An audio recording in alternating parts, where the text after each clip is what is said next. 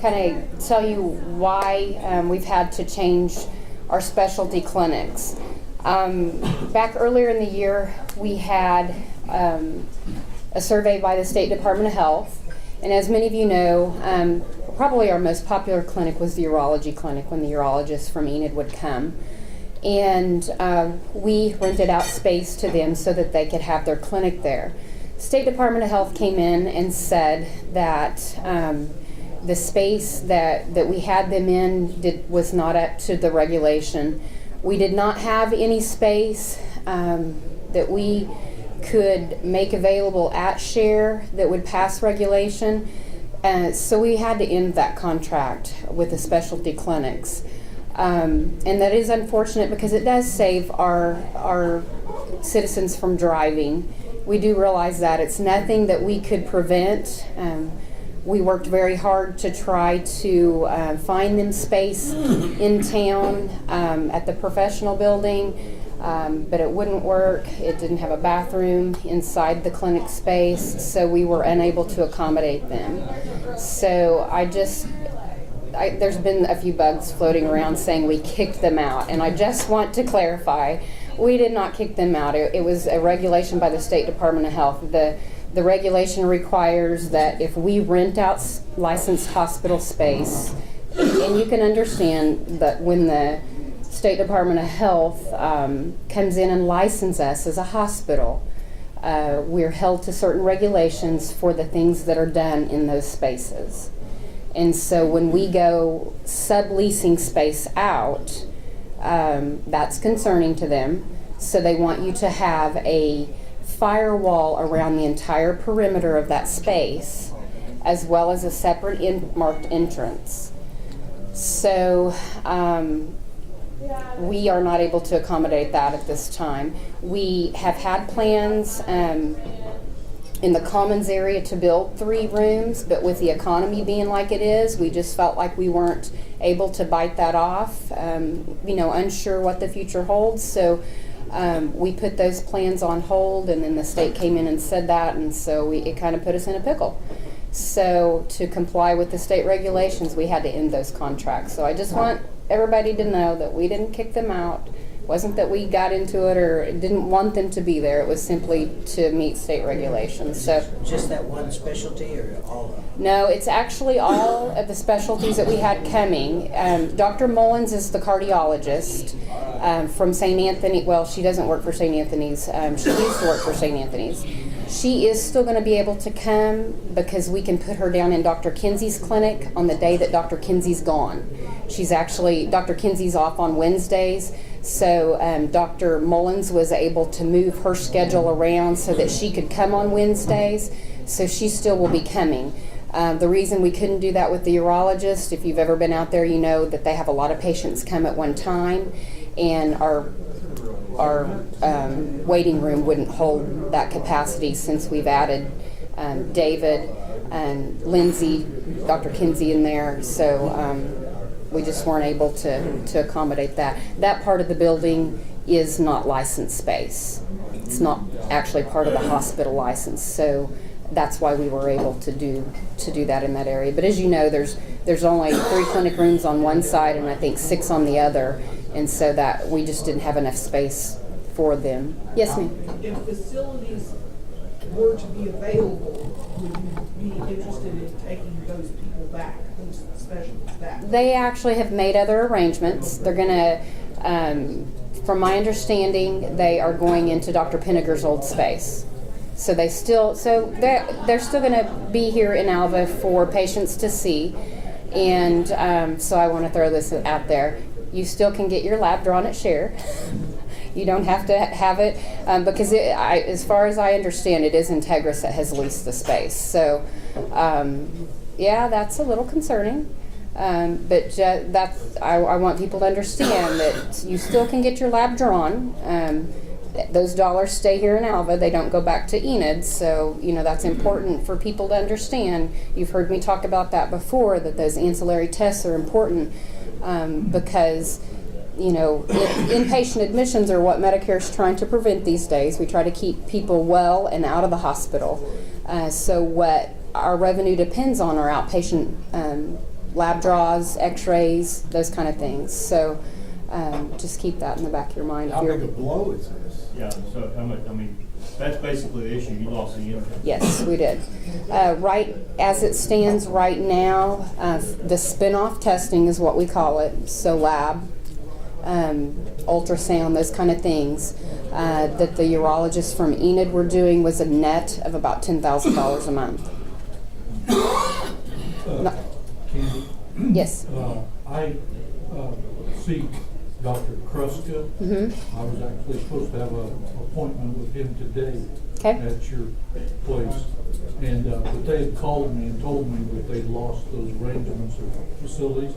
But now I spoke with him personally, and he told me that they were working on some other venues here, but those failed. So they were not going to be able to see people in Alabama. Really? That's what Dr. Kruska told me Monday.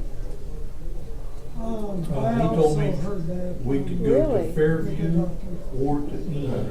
That's interesting. And now he did still recommend that I have my blood drawn there and Okay. have them forward the results that were there. He Interesting. told me that Monday that they were not able to, he just said they were working on another venue, but that was not successful. So I could be seen in Fairview or Enid. Okay. Well, does anybody have a building with a bathroom? How much would it cost? House? How much would it Well, I cost? think 10,000 a month, we want to build one. Yeah. Fix and say, I got a 3,000 square foot church I just purchased, it has 2 bathrooms. Church might work.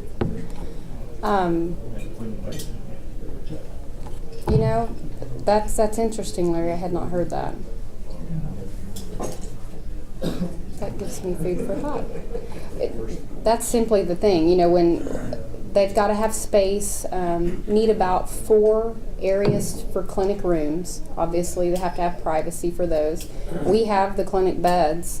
You know, we would be able to, you know, set a space up, but you know, there's just particulars about it that, and going off-site is much easier than being on-site. We don't have to meet the regulations. You know, they can go off-site and rent space, and it doesn't have anything to do, you know, with the health regulations that we have to meet up there. It's just space. So when you're a hospital, you guys, you'd be shocked to learn all the regulations and rules that we have to comply with. It gets pretty tedious at times, but like I said, nothing against the urology group. We want them there. Obviously, you know, it is a revenue producing venture for us, and to not be able to do that, we will lose, I'm guessing, some of that. It's not actually, those dollars aren't produced when they're actually here. It's people like you who have a lab order to go get your lab done at some point before you see them the next time. So that's interesting, Larry. Thank you. I'll continue to think about it and try to figure something out. So last thing I knew that they had figured it out and were going downtown and figured we were out of the deal. So, but any more questions? Candice. Yes, sir. I want to praise shares. I was at Dr. Washburn's office in Indian. He's my diabetes doctor, and he's ordered a EKG. And he says you can have this done with chairs, and they can fax me the results. Well, that was So- nice of Dr. Washburn. Yay for Yes. Dr. Washburn. Thank Yeah. you. Okay, good. Well, without anything further, let me introduce you to our newest employees. Come on up. All of you can come up, and I'll start off with Gwen. Gwen may have been here before. I can't remember. I can't remember where all we've been. This is Gwen Holderby. Gwen came to us last summer. Is that right? Yeah. Last summer? Yeah. This is Carrie Lutzen. Carrie came to us in January and is working urgent care. Gwen works urgent care as well. David Holland, he's our newest nurse practitioner, and he started with us last week.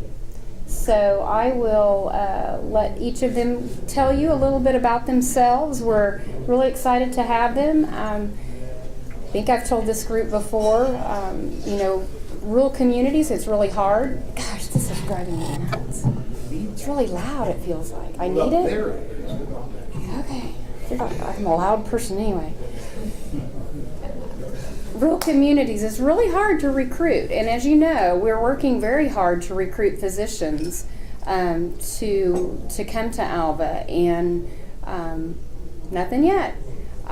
So we rely on physician extenders like our nurse practitioners to help our patients get seen and get to the level of care. If they need a higher level of care, each one of these can do that for you.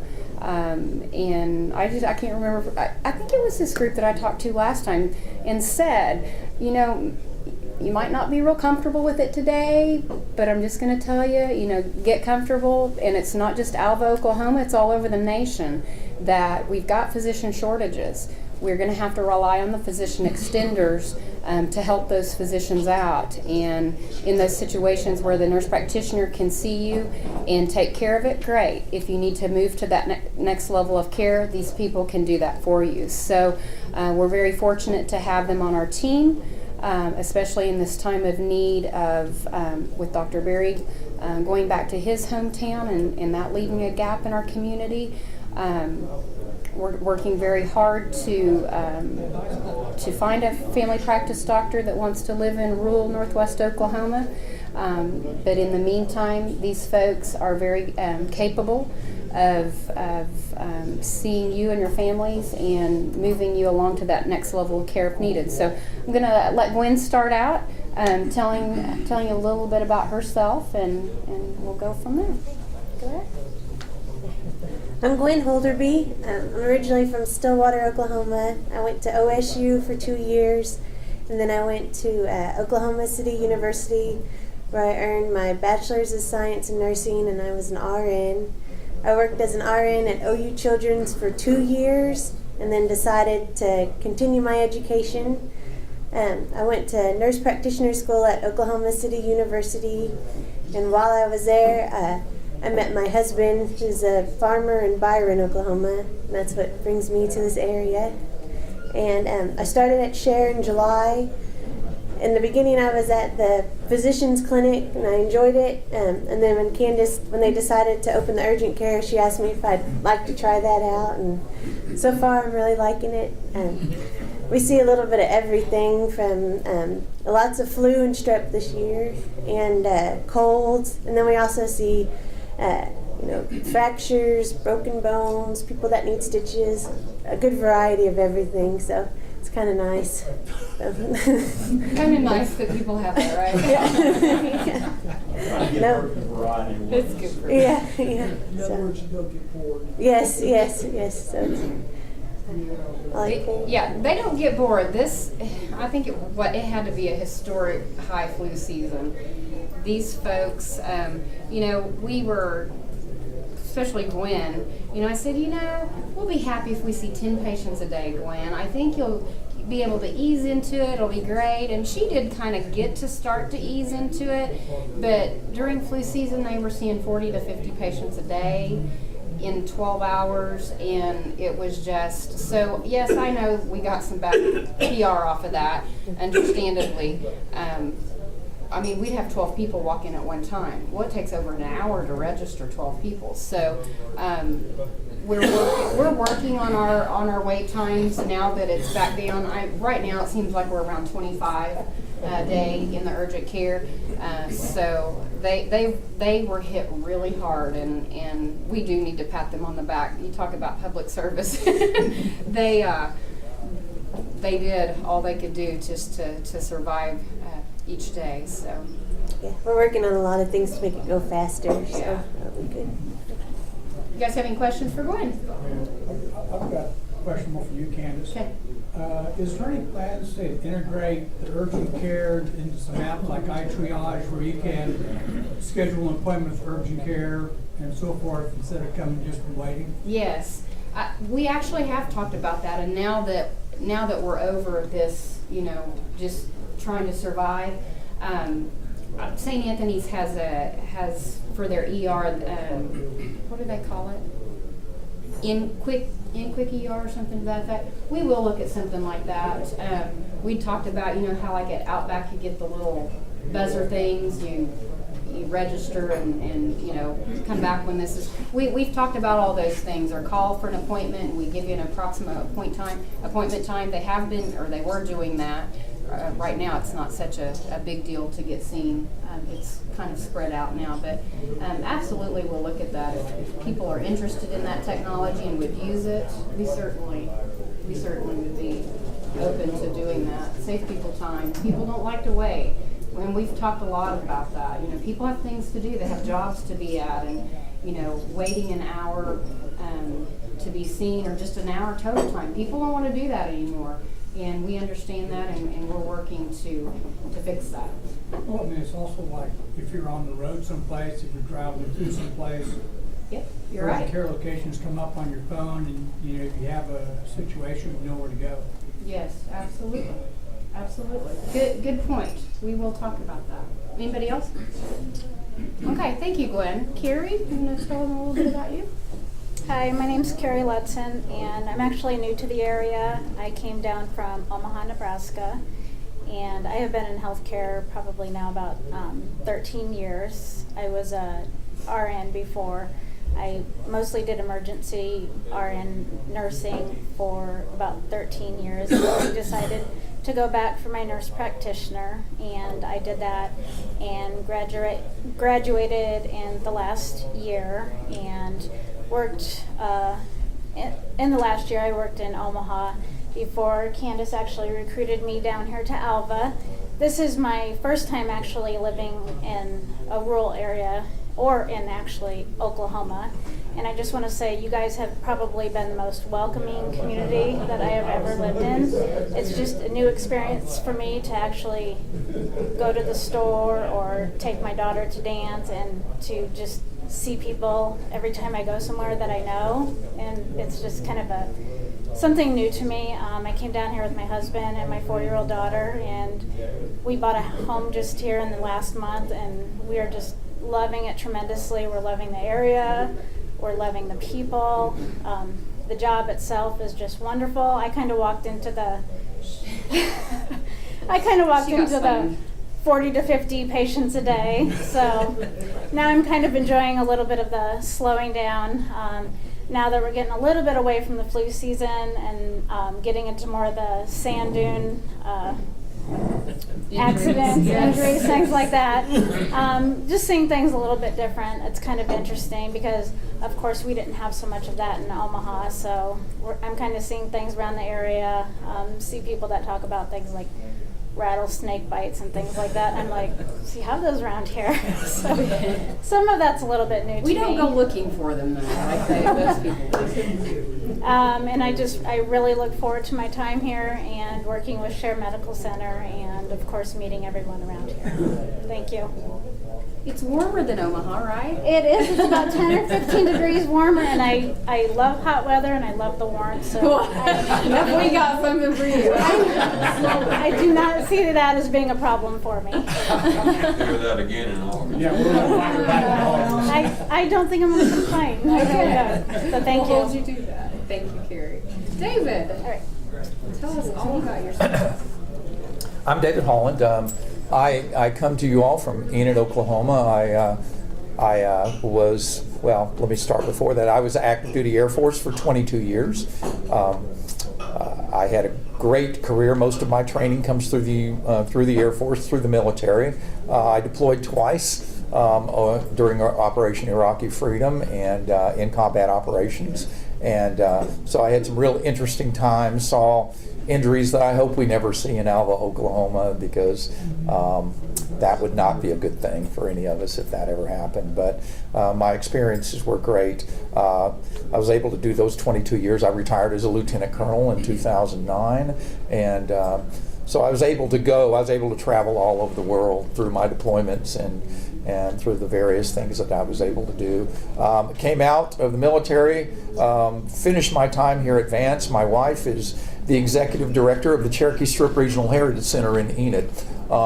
So she had that while I was in my last 3 years at Vance, and so we decided to stay in Enid. I can work just about anywhere, and so she was pretty happy with her job there with the Oklahoma Historical Society and the Cherokee Strip Regional Heritage Center.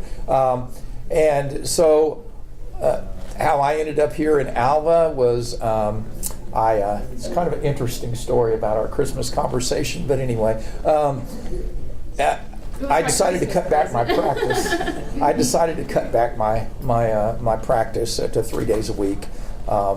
I want a little more time to spend on the golf course and a few other things that I enjoy doing. I'm president of the Association of Oklahoma Nurse Practitioners, the state association, and that requires a good bit of time. So those things made me want to pull back my practice to 3 days a week. Kandice had contacted me about coming out here, and I said, sure, if I can come out there 3 days a week, and she was very accommodating about that. So here I am. I've taken care of patients for quite a few years. I'm kind of the old one of this group, the ancient one of this group, but I've seen there's not too much I haven't seen or done. So I'll be more than happy. I will work in the clinic. I won't be down in urgent care much. I'll occasionally be going down there, but I'll be in the clinic with Dr. Kinsey and with Lindsay, and so we'll be glad to take care of you. I am taking appointments, so if you are without a physician right now and you'd like to make an appointment, please call. We'll be more than happy to see you. David likes to do joint injections, so any of you out there that has those joints that need injected, we have gotten some calls. Apparently we're needing to do that, and I was happy to hear that he loves to do that. So yeah, I had a lot of that training through the military. I was able to get those things. We got opportunities there because of what we do when you're on the battlefield. Obviously there's minimal oversight, so they want to train you to the highest level that they possibly can, including all types of surgical type procedures that are not truly surgery with anesthesia involved, but minor surgery things. I've done a lot of wound closures, I've joint injections, things like that.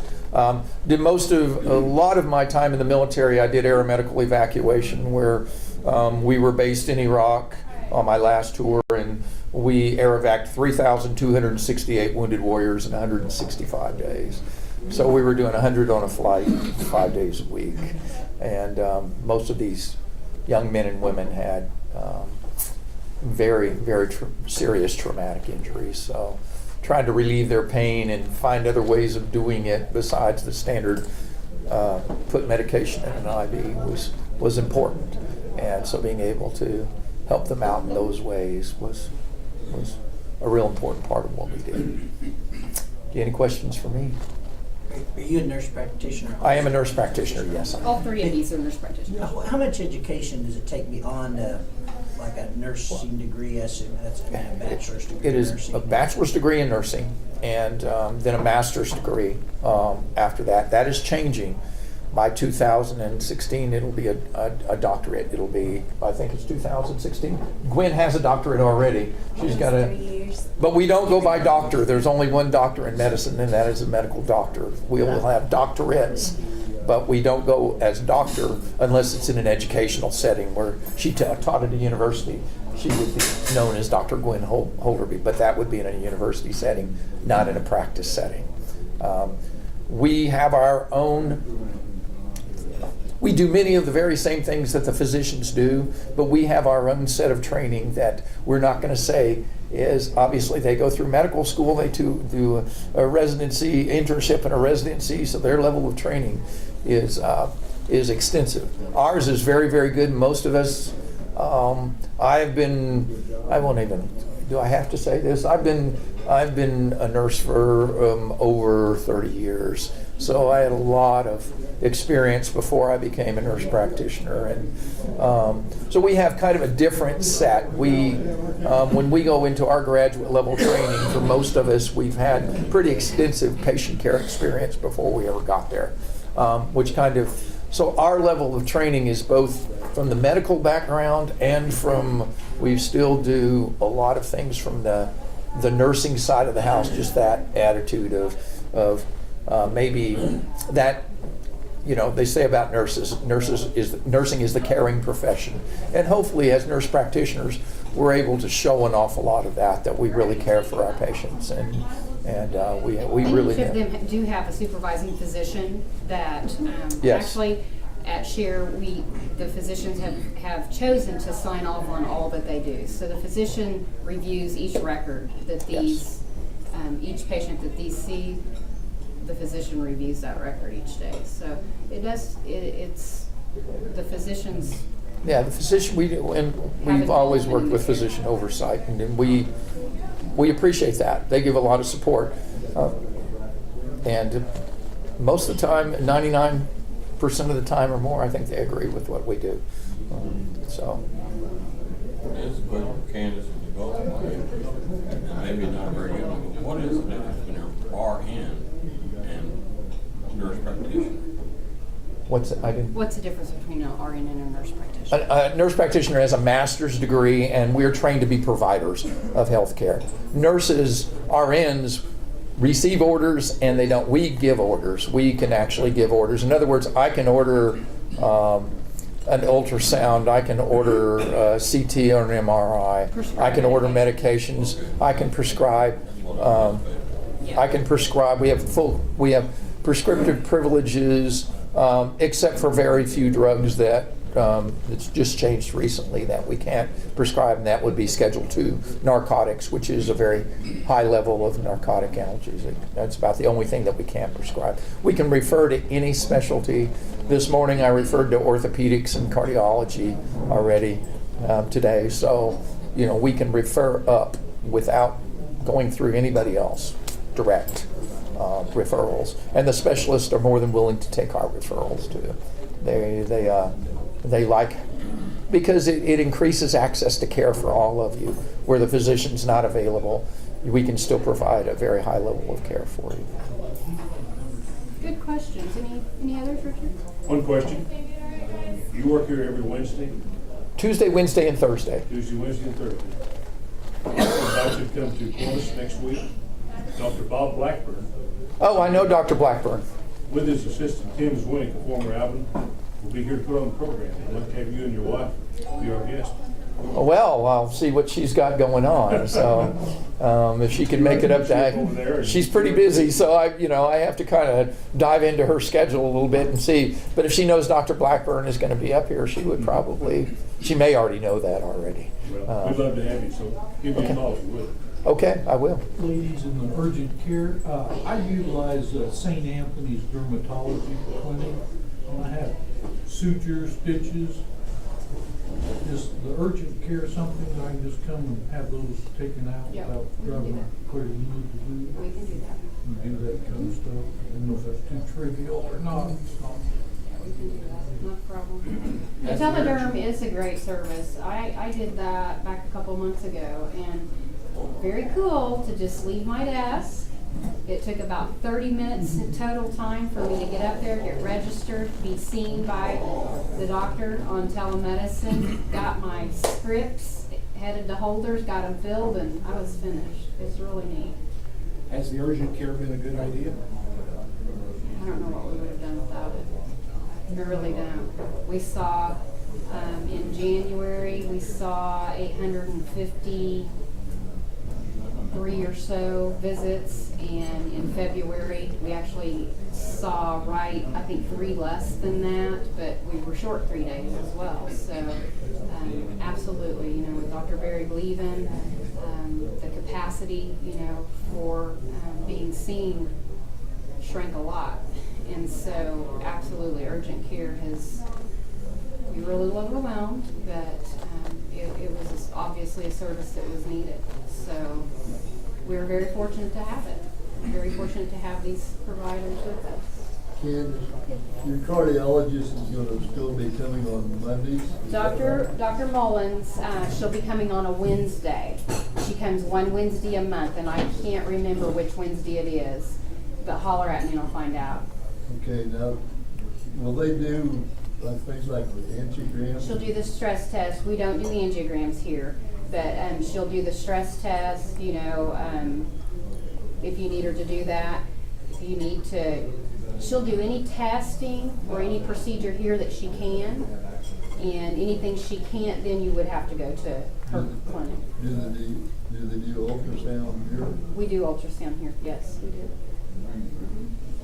Echocardiograms also. She did a bubble procedure the other day. I don't know exactly what that's all about, but yeah, anything she can do here. You know, that's the big thing that St. Anthony's pushes, is anything that can be done in those small rural communities. That's what keeps your hospitals open, or the testing, that outpatient testing that can be done here. Then anything that we can't do, that's when we send it on up the line to St. Mary's or St. Anthony's. Or we all want to keep the hospital open? We do, absolutely, absolutely. That's my goal. It's important. It's important to all of us in this room that we have a hospital. We're a little past one, so we need to wind it up. I know, we need to get David to work. He's got an appointment. Yeah. Somebody's waiting on him. Very nice to meet you. Thank you.